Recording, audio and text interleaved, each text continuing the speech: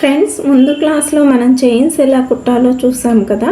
ఇప్పుడు ఈరోజు క్లాస్లో మనము అద్దాలను ఎలా కుట్టాలో చూద్దాం. Hi friends, welcome to our channel. ఈ అద్దాలు రేఖ అద్దాలండి. వీటిల్లో స్క్వేర్ షేప్ కుట్టడం ఎలాగో చూపిస్తున్నాను. ఈ అద్దం కుట్టడం కోసం బిగినర్స్ అయితే ముందు గ్లూ పెట్టేసుకుని గ్లూ పైన అంటించుకుని ఆరిన తరువాత స్టిచ్ చేయండి.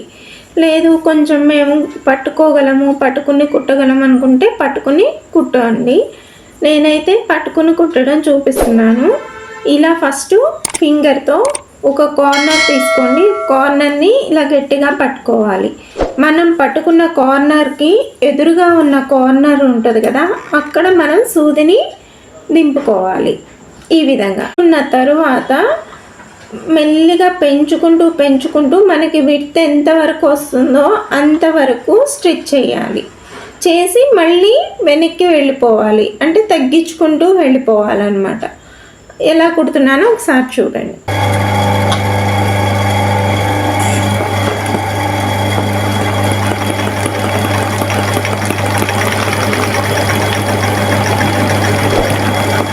ఈ విధంగా ఫుల్ విడ్త్ వచ్చే వరకు మనం తీసుకుని మళ్ళీ వెనక్కి తగ్గించుకుంటూ వెళ్ళాలి.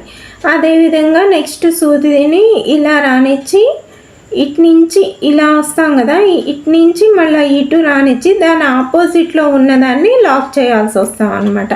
సేమ్ ప్రాసెస్తో ఇలాగే పెంచుకుంటూ వెళ్ళి ఎంతవరకు విడ్త్ వస్తుందో అంటే మనం 5 నెంబర్ వరకు పెట్టే వరకు కుట్టి మళ్ళీ వెనక్కి వచ్చేస్తాం అన్నమాట.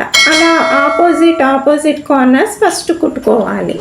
తరువాత మళ్ళీ 2 ఆపోజిట్ కార్నర్స్ కుట్టుకోవాలి. అది చూడండి ఒకసారి.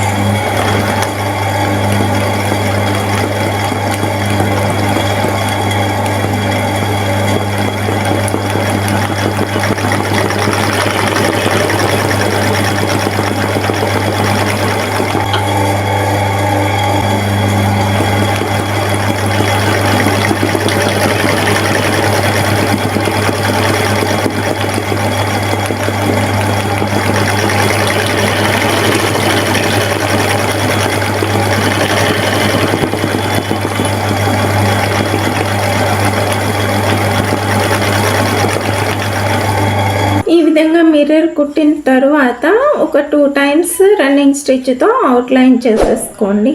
ఇప్పుడు మనం మిర్రర్ కుట్టడం చూసాం కదా, అదే ప్రాసెస్లో కుట్టిన మిర్రర్ బూటీస్ అండి ఇవన్నీ.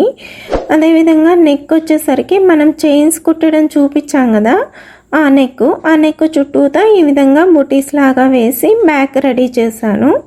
నెక్స్ట్ వచ్చేసి ఫ్రంట్ ఈ విధంగా ఉంటుంది. హ్యాండ్స్ వచ్చేసేసరికి ఈ విధంగా ఉంటాయి. హ్యాండ్స్ పైన ఈ విధంగా మిర్రర్స్ని స్టిచ్ చేయడం ఎలాగో నెక్స్ట్ వీడియోలో చూపిస్తానండి. తప్పకుండా అందరూ వాచ్ చేయండి. మా వీడియోస్ నచ్చినట్లయితే తప్పకుండా లైక్ చేయండి, షేర్ చేయండి.